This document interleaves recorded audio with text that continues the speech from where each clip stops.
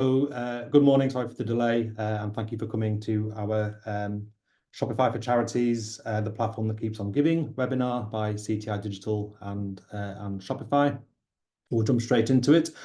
We've got a star-studded lineup this morning, so we've got 4 speakers. So Sacha, give us a wave. Sacha is our queen of content here at CTI Digital.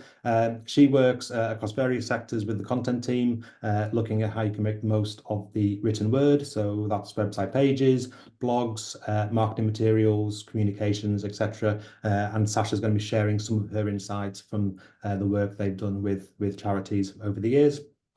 We then have Lee. Give us a wave, Lee. There we go. He's the head of the conversion rate optimization team here at CTI, and he works with customers to optimize user journeys. So really looking to find out the things that affect conversions and then coming up with ideas of what we can do to improve those, test those things, and then launch those things for our customers. And then there's me, e-commerce sales director here at CTI. Desperately need to update my profile picture there. So if you're looking to build an e-commerce store with CTI Digital, then at some point your brief will probably end up on my desk. And I work with the commercial teams and the technical teams here at CTI to turn those briefs into commercial proposals and deliverable e-commerce solutions. And then finally, we have John, who is our guest speaker from Shopify this morning. Hi, John. So John is a senior solutions engineer at Shopify, and he's the point man today for all the difficult questions in how the inner workings of Shopify work. So what are we talking about this morning? So we're talking about Shopify as a platform, and specifically how that platform can be used within the charity sector. So I'm going to do a very brief intro to CTI Digital and what we do, and then I'm going to hand over to John, who's going to give us a top-level overview of Shopify and how it works, and also share some insights, some research, and some case studies that Shopify have done with their charity clients. I'm then going to talk through some strategies, so some slightly more advanced strategies that you can use on your charity stores, and some of the tactics and apps you can use within those strategies to really engage charity supporters. And then I'm going to hand over to Sacha, who is going to focus on cause-driven content and how you can use storytelling to inspire conversions on your websites as well. And then finally, we'll hand the baton over to Lee, and he's going to talk through optimizing for donations, giving, and gift aid in your e-commerce journey. So who are CTI Digital? We are a full-service digital agency based in the UK. So we have offices in Manchester and Lancaster. We work across various sectors. Obviously, charity is one of those key sectors for us, but we also work with commercial clients, public sector, and higher education are the sort of key sectors that we work across. We have a full-time team of over 150 digital experts.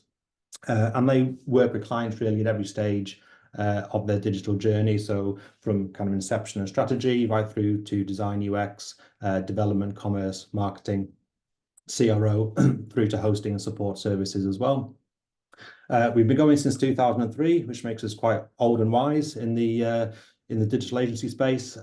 So we were founded in 2003 by our founder, Nick Rind, and we've grown organically since then and through some strategic acquisitions as well to bring in some particular skills into the business. We've won 165 industry awards over that time. I know that to be true because I had to count them for a previous funding round. So yeah, we've had some nice recognition for some of the work we've done for our clients over the year, which is good. And one stat that we're very proud of is that over half of our clients work with us for 3 or more years, and we've got quite a good number of clients that have worked with us for over 10 years and more. So we've got some really good long-standing client relationships there that we're very proud of. From a technology perspective, we work with a number of different open source and SaaS products in order to create the solutions that we deliver for customers. So specifically in the charity sector, that tends to be a combination of CMS platforms and e-commerce platforms. The CMS platforms that we support are Drupal and Umbraco, and the e-commerce platforms are Shopify, Adobe Commerce, and BigCommerce. We have a dedicated infrastructure and security team, which is quite topical in the news at the moment. So we work across the AWS and Azure infrastructure platforms, but we also have compliance and cybersecurity certifications to back that up to show that we work in a secure way. And as we mentioned, we've won a few awards. So charities, we work with lots of them. This is not an exhaustive list, but this is a good sample list of some of the charities we've worked with for the last 10 years, 10, 20 years. So some of these are charities, some are not-for-profits, and some are membership organizations, but there's quite a lot of synergy between those in terms of the kind of needs and demands from those clients. Just to pull out a few here that I think are sort of relevant to the discussion today. So we work with the Donkey Sanctuary, which is a bit of an internal favourite. It turns out everyone quite likes to keep donkey. And we've helped them with their Drupal CMS build, and also a Magento store, which we built for them recently. Chester Zoo is a big client of ours as well. So we've worked with them in a strategic capacity, but again, across numerous teams in the business, web dev, CRO, etc., on the Umbraco and Shopify platforms.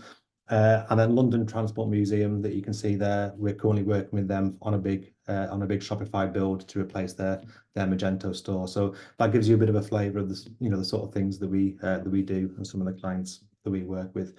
So that's it for the intro. I'm going to hand over straight to John, who's going to talk to us about Shopify. Over to you. Cheers, Michael. As Michael said, I'm a solutions engineer here at Shopify. I work in the partnerships team, so I work very closely with our partners, with CTI Digital. Actually, in a previous life, before joining Shopify and working in tech, I was in the charity sector as well. A few years experience at Cancer Research UK, and also a big cancer charity in Canada as well. So it's a sector that is close to my heart, and I'm really pleased to see partners like CTI Digital and sort of doubling down in this space and seeing actually I've seen the Zoom poll and seeing lots of charities and nonprofits interested in learning more about how what Shopify can do for them. I'm well versed. This is about a decade ago, but well versed in sort of like the Drupal world and the sort of like open source CMS space. So it's great to see Shopify and SaaS working in this space now as well. Okay, so just to give a for those who are new, a bit of an overview of Shopify. We're really built with unified commerce at the heart of our platform. So that provides charities like yourselves with two, I could talk about this all day, but let's keep it brief, right? Two key things of note. The first is a centralized view of the three key data pillars from within a single admin. That's customers, products, and orders, which can be leveraged in customer experience, marketing, analytics, promotions, and more. And second, it gives you the ability to sell easily and to promote easily wherever your customers are. So you can see here at the core, we have D2C, B2B, and retail as our core channels, but that same unified data model makes it just as easy to expand into any channel that you want to operate in, whether that's TikTok, Facebook, Instagram, whether it's a marketplace, or as announced recently, we're the first sort of official e-com partner of OpenAI. So where customers are now able to shop and check out directly within ChatGPT. So I'm really keen to see how that plays out in the charity space as well going forward, as customers, customers as donors are in their sort of like research and research phase around who they want to donate to. Next slide, please, Mike.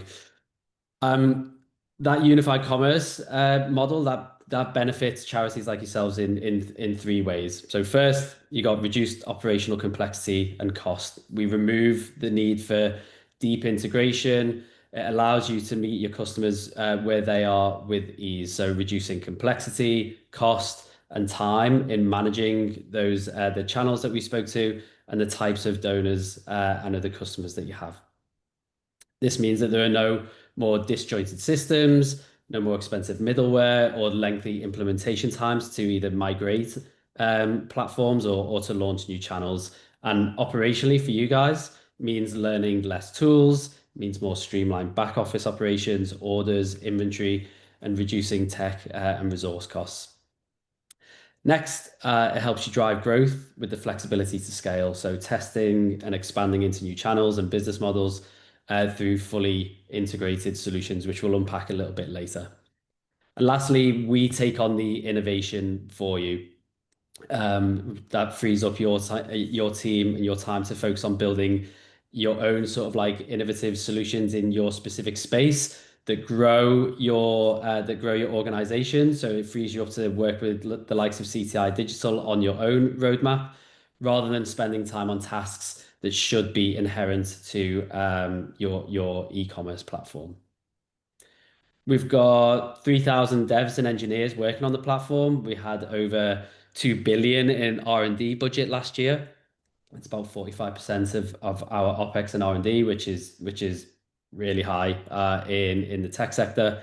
And that's working on every corner of the platform to give all businesses, including charities, the springboard to grow with AI at the heart of it this year, which we'll come on to in a short while.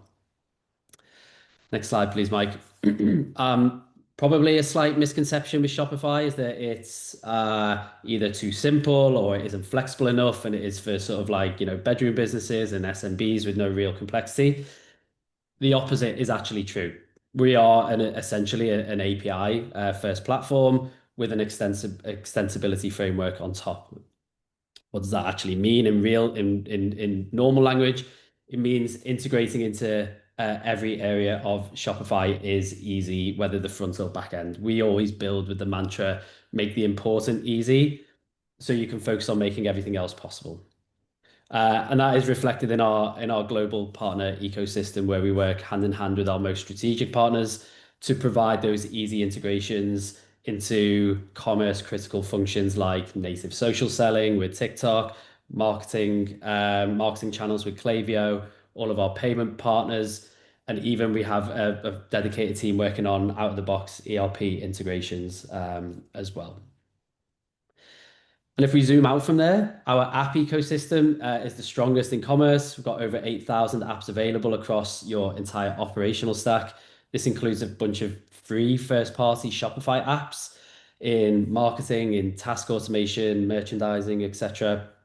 But it's mainly made up of our wider ecosystem of trusted partners in key areas for charities such as loyalty, subscriptions, and gifting, which is what the CTI Digital guys are going to take you through next. So I won't take the limelight here for too much longer. As well as the next slide, please, Mike. As well as the broader solutions that the CTI will take you through today, we do have a dedicated section on our App Store that's dedicated to donation apps. If you want to check that out, if you want to do that, then you can just search for Shopify donations apps, and it'll be the first. It should be the first result there as well. And if you want to stay abreast of our own innovation releases and roadmap, our rate of shipping is so fast these days that a few years ago we decided to wrap up releases into its own event called Shopify Editions. This happens twice a year, every 6 months. It has its own. Each one has its own theme based on where we have focused most efforts on over the past few months. So, for example, this year our winter edition was called Horizons. That's named after our new base theme that's been rebuilt from the ground up. Incorporates AI at every turn for developers, for marketers, for merchandisers, for reps in the back in the admin. That's all done through our admin assistant Sidekick, which is like an extension of your team across the entire business. Don't have time to go into it today, but please go and check those out. Okay, in the few minutes that I've got left, we'll just move on to charities specifically. Next slide, please, Michael. Our internal research with charities and nonprofits point to 4 key strategic areas that we recommend focusing on, which I'm sure are top of mind for everyone in the room today. Creating seamless omni-channel experience for donors and supporters across all surfaces and touch points. optimizing costs and reducing operational complexity to maximize funds being directed to the cause and the mission. Improving donor retention through meaningful engagement and convenient giving options, and diversifying revenue streams through models like social selling, unified commerce, integrated retail, and donations. Just to unpack those in a few slides before I hand it back over to Michael. So, on the omni-channel side, the unified data model with customers at the heart of it makes omni-channel much more effective for charities. For example, Little Words Project, they use Shopify online and in-store. They've enabled email capture in their retail stores, which sounds like a small thing, but is actually pretty huge across all businesses. So they're now leveraging our ShopPay network. So when a customer taps their ShopPay wallet in store, Little Words Project can now automatically detect the customer's email and offer the customer the chance to opt in to marketing, which in turn helps them create a unified view of that customer, give them a more personalized customer experience that we all know. I know from back in the day that is so crucial and number one priority in the charity sector, and also the ability to market to them cross-channel. Next slide, please. On the cost side, of course, more than most businesses, organizations, charities are highly cost conscious. 20% say that reducing total TCO is the top tech and IT priority for the organization. Probably expected that to be higher based on the research. Platforms requiring heavy customization, constant maintenance, they drain resources that could go towards the mission, and that's what Shopify is focused on reducing. Our out-of-the-box solutions, they minimize infrastructure costs, both the core platform and some of the apps that I mentioned before around checkout customizations, task automations, marketing, etc. And you can see here, I'm just conscious of time because we started a little bit late. You can see that these will all go out. These slides will go out to you guys, but you can see some of the improvements that these guys have made in total cost of ownership as a result of using our unified platform. Of course, I don't need to tell anyone here, recurring donations are critical to charity revenue, and 66% of nonprofits place this as top importance. Of course, you have in the UK at least, you have obviously recurring donations via standing order, direct debit, that kind of thing. But Shopify also makes this easy with our native subscription functionality through either our first-party subscriptions app or via one of our subscription app partners, such as Recharge, which I think Michael's going to touch on next. And finally, being able to diversify revenue streams or test new innovative ways of driving donations and revenue is what we want to make easy to do on Shopify, and not have to create a ticket that runs through multiple internal teams and external partners just to be able to test out, a pop-up or a new donation form or something, which I'm using those examples of challenges that I used to have back when I worked in the sector myself. So, such as being able to purchase a product and add on a donation payment in the same transaction, or utilizing our, even our tipping functionality to add a percentage of a purchase as a donation. These are things that you don't need to spend months of time, resource, planning, and money to implement. These are simple settings in Shopify that you can turn on and off and test really easily as well. And with that, I'll hand back over to Michael to jump into some of those in more detail. Yeah, thanks, John. So we've talked to the benefits and USPs of Shopify as a commerce platform for the charity sector. But what I really want to jump into now is, where do you kind of start when you're trying to develop that Shopify platform and really engage charity supporters through the platform? So I'm going to show you some strategies and some tools that can help with this.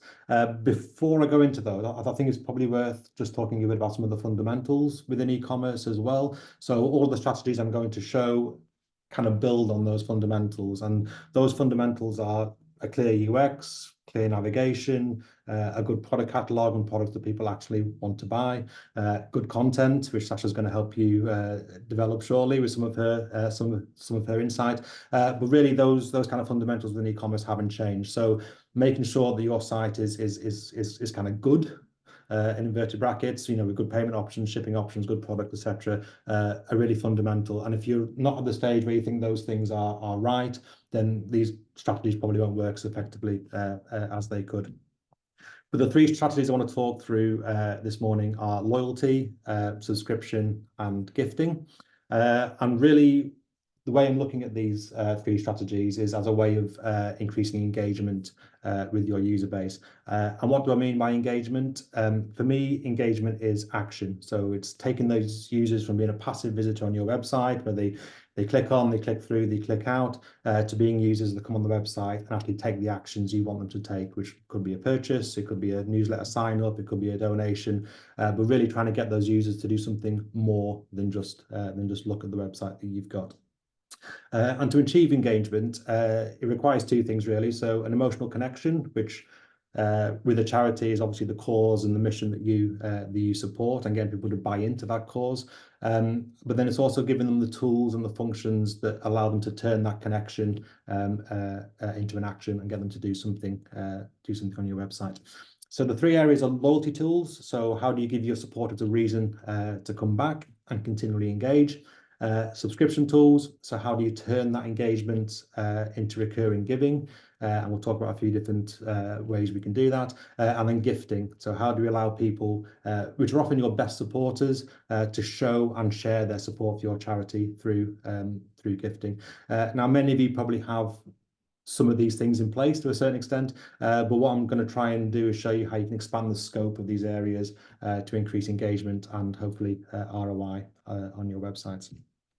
So we'll start with loyalty. Loyalty is a really, really popular tool in e-commerce, both online and also in retail offline as well. So we've probably all got a points card of some sort, a Nectar card, a Boots Advantage card, some sort of loyalty scheme that we're signed up to with a retailer. And I think consumers really understand how these things work, and typically that's points equal prizes. So the more you spend, the more points you get, and those points can be redeemed against future purchases. But loyalty can be a lot more than simply purchasing, meaning points. And really with modern loyalty apps, and we'll talk about a couple in a moment, they can be linked to anything that you can capture data for. So purchases is an easy one. If someone buys on the site, they get some points. But if you're capturing data for who signed up to your newsletter, if you're capturing data about who's following you on social media, you can also give points for these things as well. And it can really be quite broad in that. So it could include things like campaign and post sharing. It could include donations, could redeem points. It could even include offline activities like volunteering. So if you have a reliable data set that you store for these things, this can be linked back into your loyalty scheme to reward customers for doing those actions. More complicated implementations will probably require some development work or working with APIs in order to get that data into your loyalty platform. But the more simple implementations can be done using out-of-the-box functionality.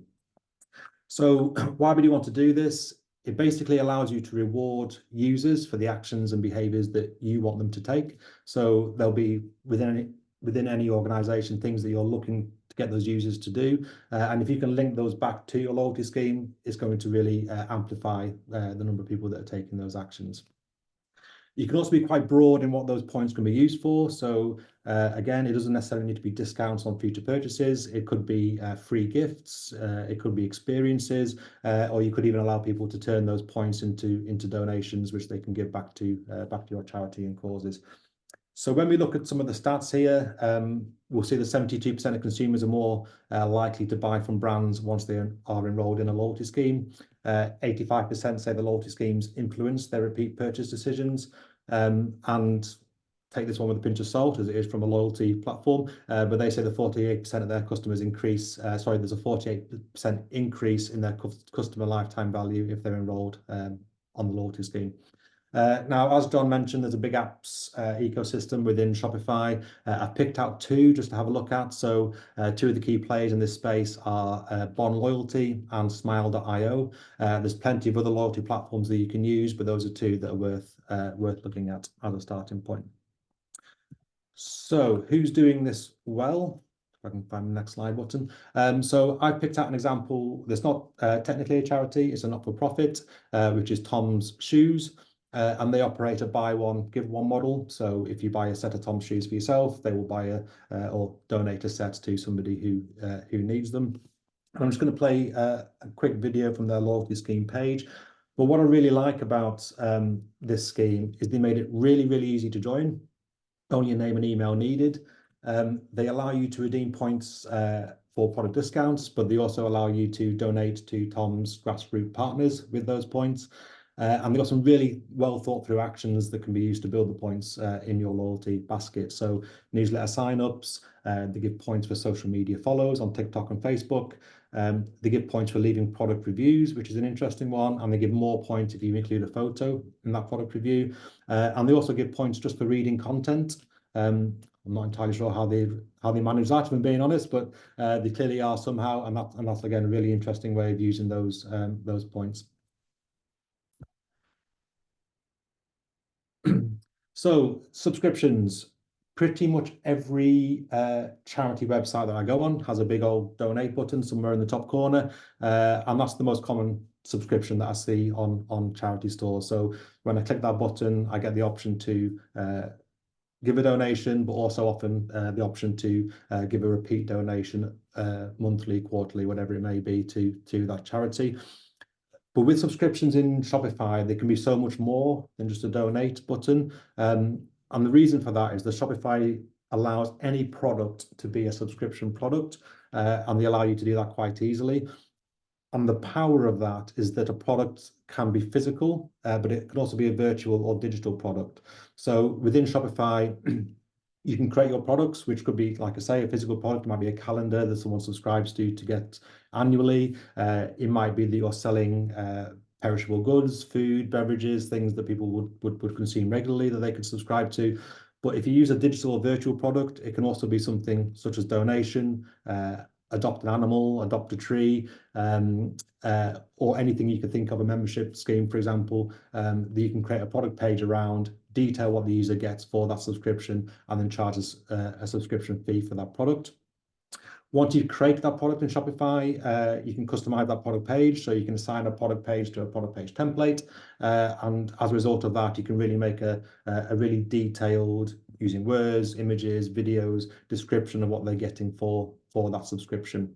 And once it's set up, it's really easy to manage. So customers can self-manage those subscriptions within the subscription tools. You as a charity can see the analytics and get a really clear insight of who's subscribing to what your dropout rate is, what your cancellation rate is, etc. Which makes it really, really easy to set up subscription channels as part of your organization. And there's some quite interesting stats here that I've just pulled out. So the current subscription e-commerce market is worth about 500 billion today globally, but that's estimated to be about 1.7 trillion by 2030. So this is really an area that's growing. People are getting used to it. Many of us subscribe already to retailers for certain products.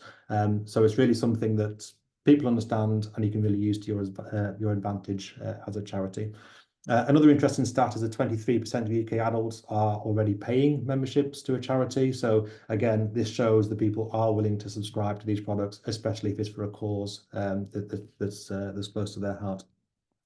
I pulled out two apps to look at here. Again, these aren't necessarily recommendations, but they're a good place to get started. So Recharge is probably the premier subscription app on Shopify, and there's also one called Bold Subscriptions, which are worth looking at. All work in a similar way. You create the product in Shopify, and then you tell those apps that you want that product to be a subscription product, and you can set the amounts and the frequency of those subscription payments. So who's doing this well? So I've looked in the charity sector for this. Now, this isn't a customer that's using Shopify for this, but what I quite liked about them, and it's the Worldwide Fund for Nature, is that they've really broadened that scope of subscription. So rather than just the typical donate button in the corner, there's donate, there's join, there's adopt. They've got a range of products here that you can subscribe to. They've got really clear product pages to show what you get for that subscription, and they made it really, really easy to join and sign up. The navigation's clear, and they also have adult and junior versions of some of their subscriptions, which I think is quite a nice idea as well. So yeah, really worth having a look at Worldwide Fund for Nature as an example of subscriptions being done well, but also being done a bit more broadly than just donations. And then finally, gifting as a strategy. So the biggest shopping periods tend to be around seasonal moments. So Christmas is the obvious one, but also Valentine's Day, Mother's Day. And these are days where emotional connection and generosity are already top of mind for a lot of customers. So it's a really good time to introduce new customers to your charity and brand, or to get existing customers to come back. So how do you do it? Well, within Shopify, the key thing really is to make sure that your store is seen as an ethical gifting destination, and that comes back to the product catalog. So making sure you've got good products, suitable products for gifting, and those categories for gifting are really well laid out. So I often see a kind of gift link in a navigation, which takes me to a kind of gift category with lots of gift products, but really what you need to look to do here is break that down. So gifts for him, gifts for her, gifts within a certain price range, gifts for certain occasions. And the more thought you can put into that gifting section of your website, the easier it is for users to navigate it and find the gifts that they want. The other thing in Shopify that's really useful for this is gift cards. So a gift card is a built-in function within Shopify. You can design and offer e-gift cards on store. But if you're using Shopify POS as well, point of sale, then you can actually do physical gift cards that can be redeemed in retail stores as well. The other things to look at are gift options, so enabling things like gift wrapping, gift messaging, and really making sure that gifting experience is more than just a product I'm adding to the basket and buying, but also adding value to those gifts and making it easy for me to send those. And one thing that I feel is quite overlooked sometimes is bulk gifting and corporate gifting. So that gifting space is really quite big. Obviously, a lot of companies trying to be ethical and show social responsibility may choose to buy employees gifts from charities. So really accommodating that by making it easy to buy multiple gifts and send those gifts to different addresses, for example, is something that's well worth looking at. So I pulled out a couple of apps here. So Gift Ship is a really useful app. What this allows you to do is to send gifts to different shipping addresses through the checkout. So I can add 10 gifts to a basket, and I can send them to 10 different addresses, and I can also send them on 10 different dates. So it allows me to do all my gift purchasing at one time from that charity store, send them to different people, send them on different dates to coincide with birthdays or those seasonal moments. And then the second one is Gift Note, which allows for a timed message via SMS and email. This is really nice because you can get this to send or trigger those messages on the day of the birthday or when the gift arrives. So again, it's just elevating that gifting experience to make it more personal, more timely, and more useful for your customers. And then finally, just dropping into some of the stats on here. So 51% of consumers say they're likely to revisit a brand that they get a gift card for. So it's a great way not just to introduce people to your brand, but actually to get them coming back in the future for their own purchases.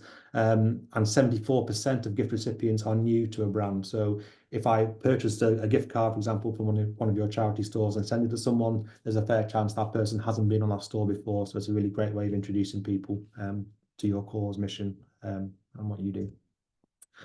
And then for this one, I've looked outside the charity sector. So I've picked the White Company. I think these guys do gifting really, really well. So you can see from the navigation, they've got a very, very clear display in the main navigation of the gift categories and subcategories. You really break that down into recipient, price, occasion, and make it really, really easy to find a suitable gift for the person you're purchasing for. The gift cards are really nicely designed and packaged. So again, that gifting experience follows through, not just on the website, but when you receive it as the recipient. It's all a very nice process. And at the checkout, that's been fully customized and optimized for gifting. So I've got the option to gift wrap, add a gift box, add a gift message, and it really makes that experience feel complete. So that's it. Hopefully there's some takeaways that you can adopt and action on your own stores with that. And I'm going to hand over to Sacha, who's going to talk to us about storytelling. Lovely, thanks, Mike. So yeah, Mike and John have talked a lot about the technical foundations and possibilities for your charity websites, but I think we mustn't forget that websites are primarily vehicles for the content that they host. So content, or specifically storytelling content in this context, is an essential part of making any charity website work for conversions. So, like all good content plans, I will start by talking about why. The first thing that you probably think of when I say charity storytelling are those emotional real life insights, or infomercials designed to kind of tug at your heartstrings, which sort of goes to prove the point that stories really do stick in your head. That emotional connection has actually been proven to increase the likelihood of donation. I'm sure you all know this working in the sector.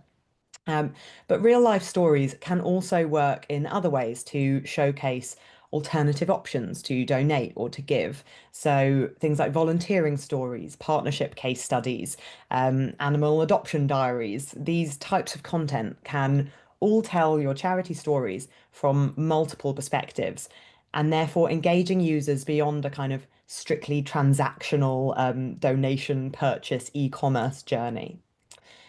Of course, as part of winning people over, particularly in a world where we increasingly distrust and scrutinize any content that might be AI generated, I think it's important that we use content to prove what you're doing as well. If we want people to make a purchase or engage with a checkout process, we really need to build trust in the brand. So using real stories to build trust is great for conversions, and also trust is then an indirect SEO ranking factor as well. So win-win on that side. Um, of course, I've got lots of stats on this screen, but importantly, storytelling has been shown to increase donor retention. As I mentioned, stories are designed to stick in your head. You can also use stories to boost social shares. So, as Mike was showing with those loyalty schemes that encourage engagement beyond just the storefront alone, because people want to tell each other stories that they've heard. It's human nature. And ultimately, then by passing on and citing these messages elsewhere, beyond your website alone, stories then help you to reach those new audiences. So I think there's only so much new content we can write or produce about kind of a product description or a charity's purpose, but focusing more on storytelling content then starts to open up new realms of topics, new keywords, and different content types to kind of keep things fresh. So the moral of this story is that we all probably need to engage more with a bit more storytelling. So it's very easy for me to say, go forth, tell stories, but where to actually start?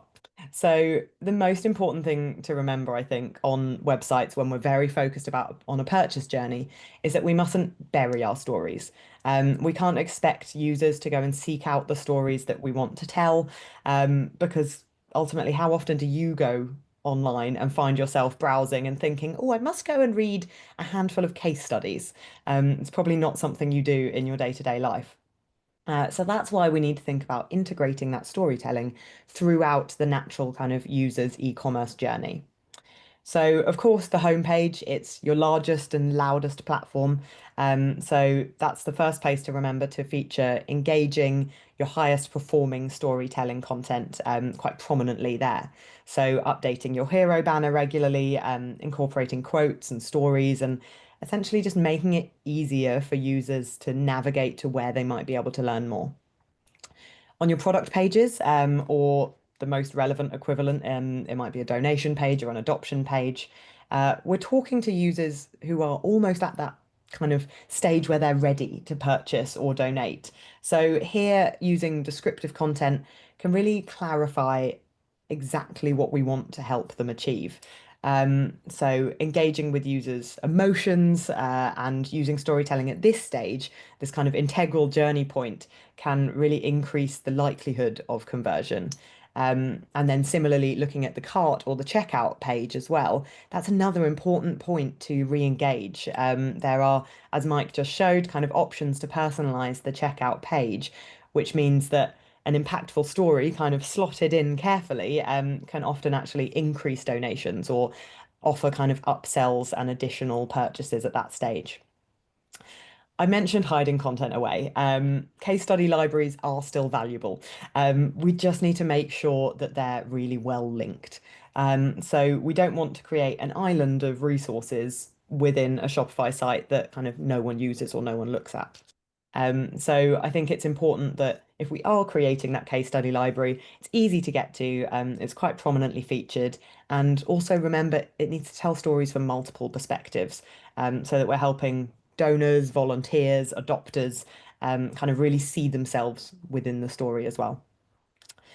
And then I think we mustn't only think about content on the website alone. As John showed with that kind of ecosystem of all the different apps and connections, essentially, if donor retention is a priority, then we need to engage with them beyond the kind of point of purchase. So email follow-ups is a really great place to think about incorporating some long-form content as well.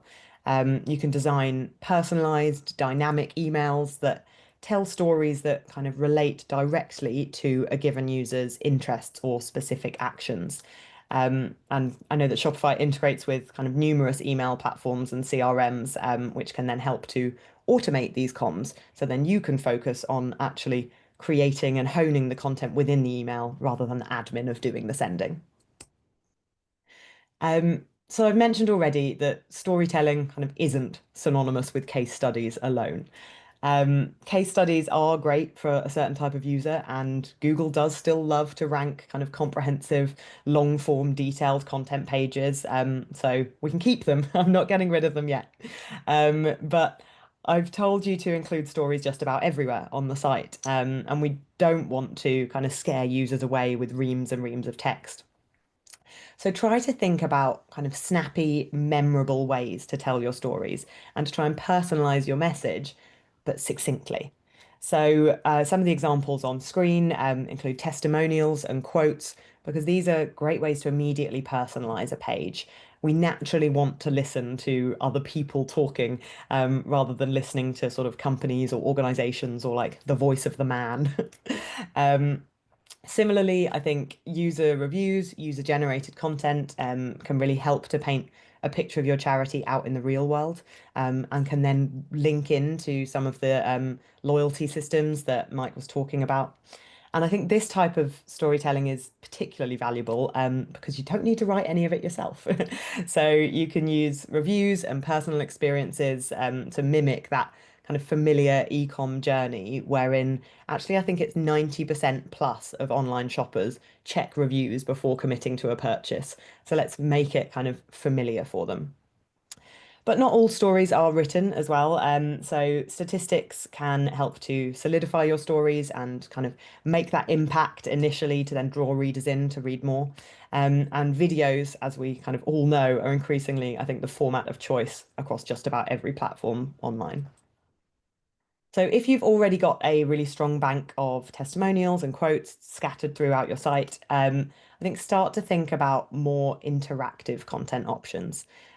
So beyond words alone, we need to think about the world of zero-click searches where we're living. So users rarely need to kind of look beyond Google search results or kind of leave ChatGPT to find what they're looking for. So in this instance, we probably need to give users a reason to actually visit and engage with your site. Tools like donation calculators, personality tests, VR experiences, or like choose your own adventure style videos can be really great for telling your stories, but in a much less didactic kind of way. These content types allow users to put themselves into a story more than just kind of reading one passively. And in doing so, these interactive tools are then often more effective than written content at attracting attention, and then more effective at translating that message so it actually sticks as well. Before I get carried away with all my content ideas, let's talk about where this great storytelling kind of starts. So I've tried to summarize the approach that I would take if I were in your position, and had someone enthusiastically telling me to go and write loads of stories. So first up, just as I did in this section, I would define your who, what, where, when, and why. Could we jump onto the next slide, please, Mike? I think storytelling content works best when you know exactly what it ought to achieve and you have a really clear goal. So defining your strategy first. Of course, gathering your stories is an essential step, but this should be ongoing. So at this early stage, think about the processes and the engagement tools that you have in order to nurture a steady stream of new stories. Because we don't want to bore people by telling the same story or repeating the same advert over and over, because audiences become desensitized. Then, to make your life easier in the future, I really recommend creating a clear template. So make sure that all of your stories kind of clarify the initial situation or problem, what you actually did, and then the outcomes you achieved. You can use templates as well to then prepare for content for repurposing kind of in advance. So if your template helps to write long form case studies, for example, include a mandatory field for a short summary version so that you can then feature it elsewhere on the site, or even in social posts. So essentially, do future you a favor. I've already mentioned processes and templates there. I think the next steps then tie in to make all of this realistically possible. So defining a checklist of questions to ask yourself is really valuable because we want to make sure that all storytellers, writers, editors are working from the same criteria, essentially. And those central checklists can help to ensure that all of your content links back to that original strategy. I think make sure to voice and clarify any ethical considerations associated with telling kind of real life personal stories in the public domain. Because if there's any risk of misrepresenting or exploiting someone's personal experiences, obviously it will totally undermine what we're trying to achieve. And then make sure that your site is ready and raring to kind of host all of this fab new content. So your design and your development teams should be able to help bring it all to life if any of these content types are new to you. So there's lots of plugins, lots of options to kind of rejig. Hopefully, that's given you plenty of food for thought, some to-do list points. I realise I rattled through, but I'm keen to pass over to Lee to discuss how to convert all of those users who you've just won over with your shiny new storytelling. Yeah, exactly. So what I'm going to talk about here is ways of optimizing for your main goals, whether it's donations, signing up new members, renewing new members, or renewing existing members, taking in adoptions, selling online. I think all the points I'm going to go through will apply and hopefully give you some food for thought. And it takes the point from what Sacha's saying of you're going towards this process of putting something live. And this is now how do we get there? How do we put stuff live? And I'll talk about some of the most common issues charities face, how to tackle them with optimization. So as well as bigger things like internal processes, team resources, platform limitations, or just having a headspace and time to take a step back, look at the bigger picture. Typically, we see charities having issues with, first of all, not knowing what's happening. There's no real flow of insights. It's quite poor tracking. Any analysis is done ad hoc. Decisions are based off hunches or can come from higher up without being in touch with how people are actually behaving. Also, apologies. I know we're running a bit late. If everyone's okay to stay on, that'd be amazing. If not, the recording will be available afterwards. Also, high drop off on their funnels. So big leaks of funnels, whether it's from the very top of the funnel, could be after someone's clicked donate or adopt or whatever that is, or it could be on a certain form field, not having that visibility. Also, one of the issues is not getting enough people into your donation journey. So you might have really high website traffic, but you're not seeing many people get to your key journeys or getting exposed to those key journeys. As sort of Sacha said, it's about exposing people to those points, to the messaging, to the CTAs, and also, maybe not relaying your proposition as compellingly as possible. What happens quite a lot in what I see is organizations, businesses, and charities can get quite complacent and assume that everyone knows what they do. the purpose, the drive of the organization, charity, but people might not know it, and it's rarely an assumption that's challenged. We'll talk a bit about that bit afterwards. And also you could potentially be getting higher, more frequent donations. You could be leaving gift aid on the table. A charity donation should expect about 70 to 80% gift aid, but it's a lot lower on other types of journeys.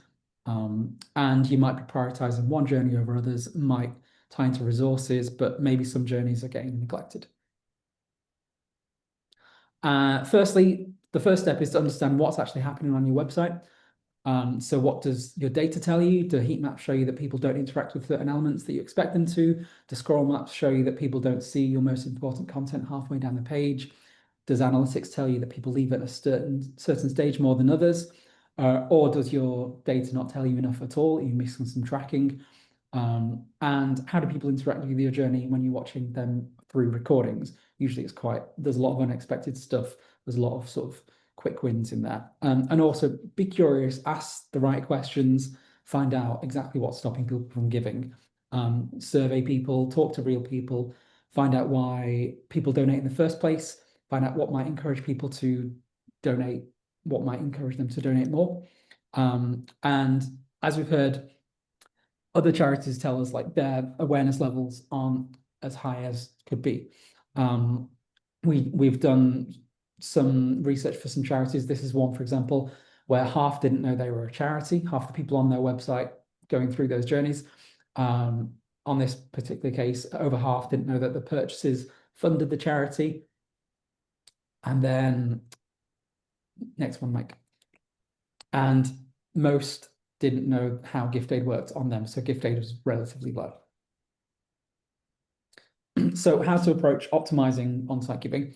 Don't just throw ideas at the wall, be methodical, follow a process. Think about how much evidence you need to be confident in a decision. If it's less and you just want to put stuff live straight away, be prepared to pull back changes regularly, maybe spend a bit more on development. We've got a simulation here of if you put 12 changes live, what they might look like. So, okay, we've got some drops, we've got some inconclusive, didn't make a difference, we've got some positives. Now, if you put all these live at the same time, it might cost you 30 grand in development, and it might not make any difference to your revenue. Actually, in this simulation, it provides like a £30,000 drop in revenue. So you've spent 60 grand, well, you've lost 60 grand and you've made no difference to the website.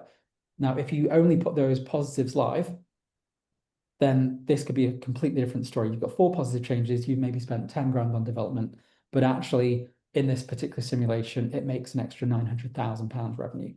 And you've not put those other things live. You maybe spent a bit in terms of testing those other things, but you've not made as much drop. It's actually been positive. And the idea here is to build evidence-based hypotheses based on research, prioritize them, and then make changes to see what works. So there's different levels of optimization.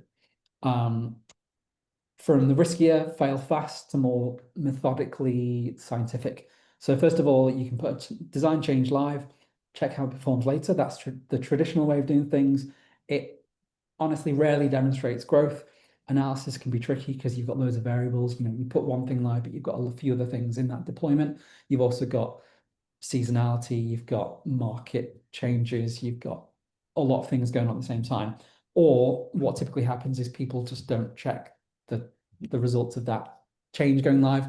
And as I said, you might need to regularly pull back changes, high dev costs.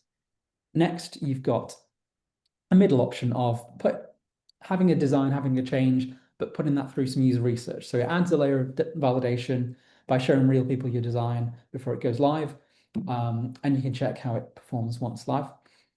And then the most sort of methodical scientific way is to A/B test a design. So it's a way to see if a change drives real revenue impact on real people on your website. It's a slower process, but it's more rigorous. And it does have minimum requirements. You usually need like about 1,000 inquiries, transactions before you can start to do this. But you can also test some micrometrics. We've done some work with Chester Zoo. So the process we went through took us from optimizing conversions to making a real impact on donations and gift aid. We delivered some great results there on donations via ticket sales, on gift aid via ticket sales, and also on extra donation revenue. The most important thing we learned here was that conversion rate wasn't necessarily their North Star metric. So we tried to work on that, but it had a real interaction with donations and gift aid. So we kind of pivoted and went more towards donations and gift aid. We found the levers that really worked for us. And next are some ideas to take away if you're not already looking into these. Alongside research and optimization, you might want to look at, where are you promoting donations and gifting? If you think about, if we prominently promote it on articles, what kind of positive or negative impact will we see? How promoted is that in the navigation? Think about what your secondary metrics are. Like, donations aren't always the only win. If you could get more email signups, would that lead to higher engagement? How are you asking for gift aid?